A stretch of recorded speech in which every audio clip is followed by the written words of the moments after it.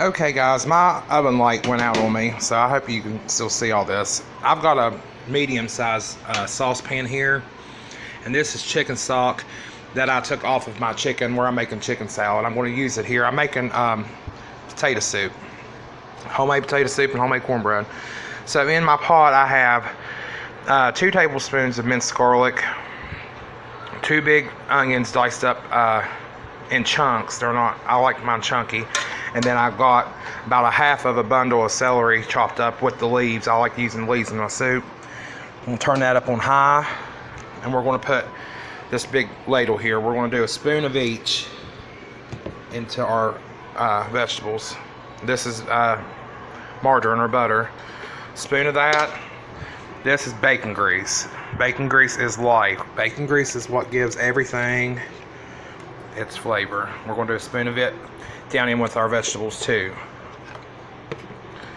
So all we're going to do to this, because all this has so much flavor, we're going to just put a little dash of salt and pepper just to season our vegetables up just a little bit.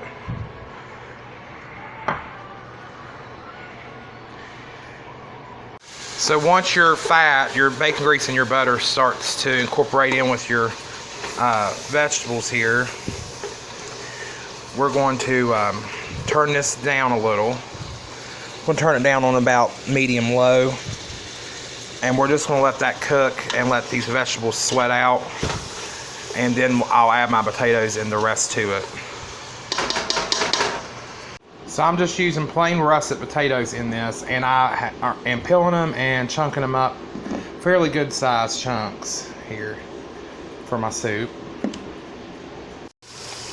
So my veggies are still sweating. My onions are starting to get clear like. I want to get my celery just a little bit more tender. I'm going to go ahead while this is still cooking, and I'm going to drop in, sorry about that.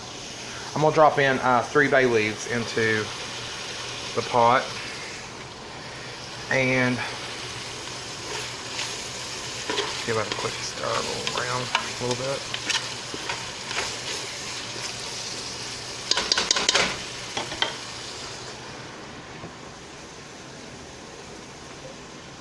Starting to get dirty dishes, y'all. Who wants to come do dishes?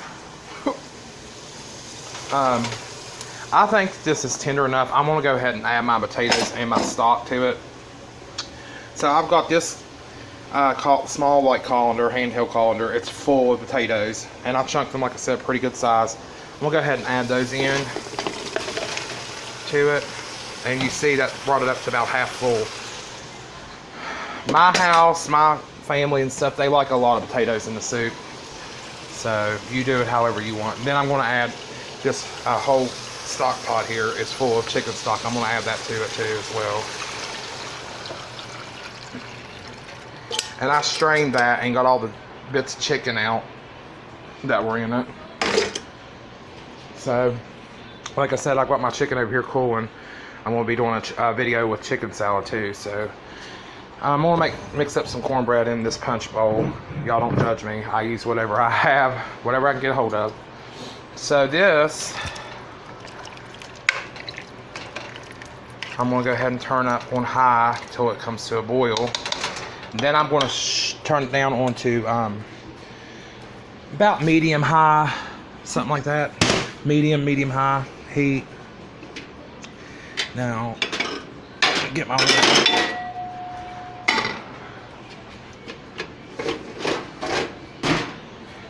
And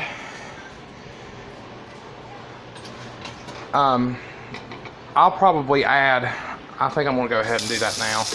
I'm going to add about a half of that pot with water in with that stock and potatoes and stuff, because I want to have some soup. I don't want it to be buttered potatoes.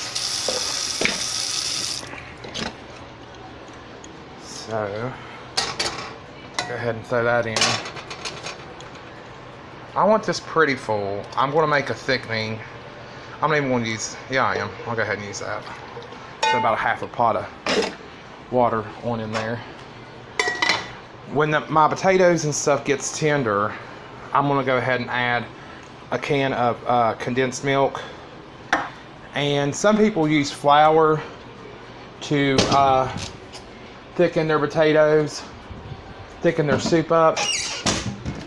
I like using Hungry Jack, my instant potatoes. That's what I use to thicken my soup. So when that gets done, well, I'll go ahead and get stuff ready for cornbread because I got my oven preheated to 400. I don't know why I had it on 475. 400 degrees. And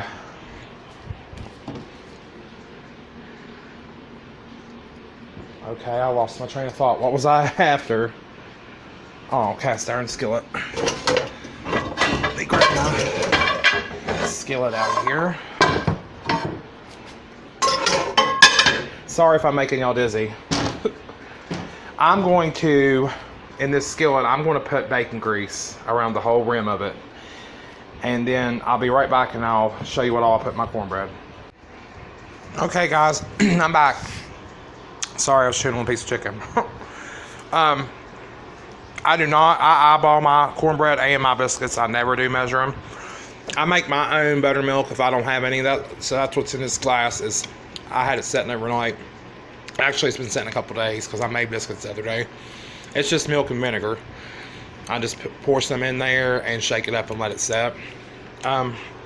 This is like the best cornmeal there is. I don't like white cornmeal. You use white if you want it. I like yellow.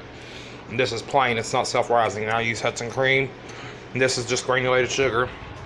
I've got my pan greased with bacon grease. I've also got this spoon here full, which is probably 2 tablespoons, and I have 2 eggs in the bowl.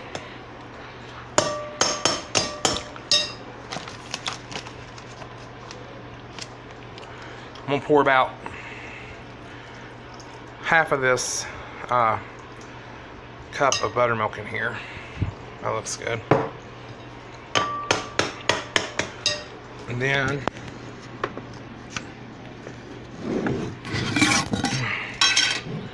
add my sugar. I like it pretty sweet. This is a little scoop that I have down in my flour and sugar. So I'm going to put 2 of those full of sugar.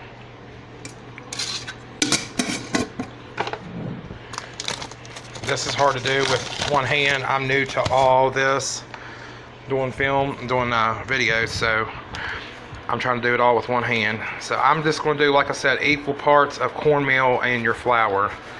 I'm going to say probably 2 cups of each is what I'm going to add to it. And if I need any more, I'll add. That's what I'm going to start with. That was about a cup of buttermilk I put in there.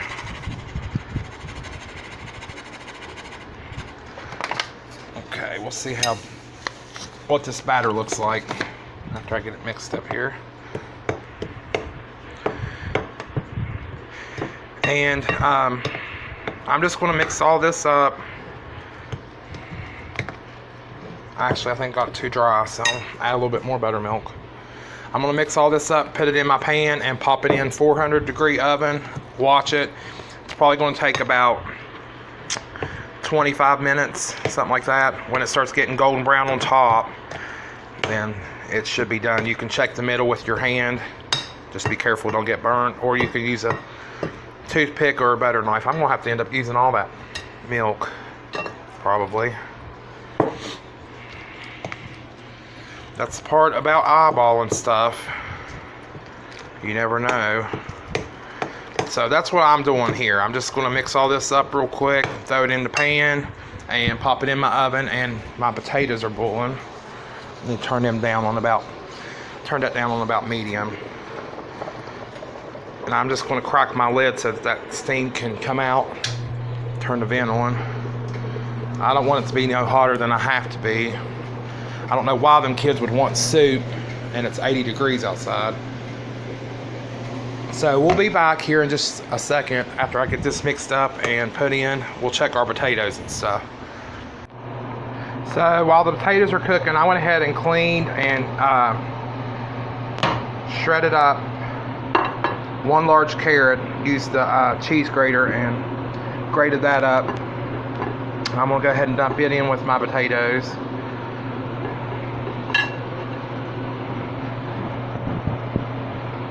I went to get green onions out of the refrigerator for my chicken salad and realized I had carrots in there, and I had not put any in my potato soup. So that'll be plenty enough for your soup. Give that a stir in.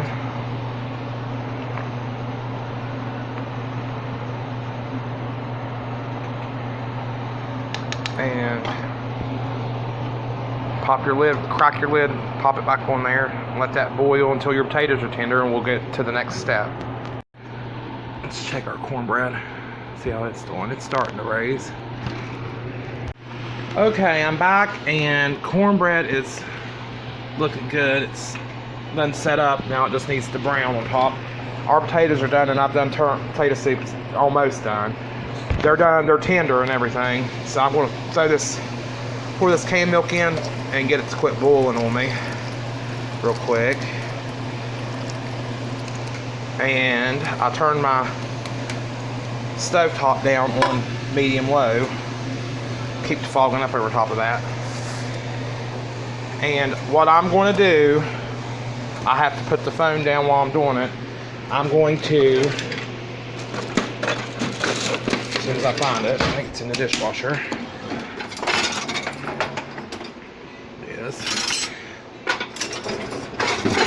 I'm going to, I poured my milk in there. I'm going to thicken my soup up with, take this whisk and whisk in some instant potatoes.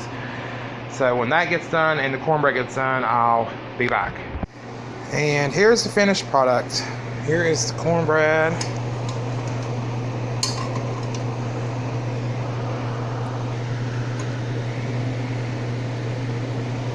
And waiting on my nieces and my sister to get here.